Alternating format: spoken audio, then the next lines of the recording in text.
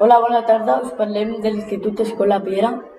És una nova edició del programa Estum Legals. Som el Jake Fuentes, el Marc Trubin i jo, l'Eloi Villores. Tots tres alumnes de primer d'ESO. Avui us parlem del videojoc Estum Legals. Jo sóc l'Eloi Villores i volia donar-vos la meva opinió sobre el videojoc. Recomano veure vídeos de pròtotips d'Estum Legals. També es pot jugar amb amics. No és un joc fàcil.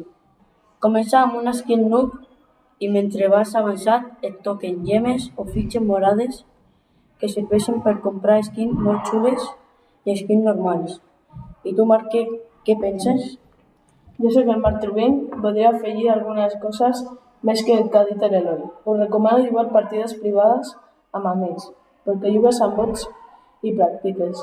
Després, quan et poses amb jugadors del teu nivell, és molt més fàcil. Proveu de practicar pròtotips i jugades. També podeu veure vídeos de la configuració. Es pot jugar amb un comandant de PlayStation perquè ho tens tot més a prop i és més còmode. No s'aconsella jugar amb teclat perquè és més difícil i has de memoritzar les tecles. I tu, Jake, què més es pot dir? Bona tarda, em dic Jake Fuentes.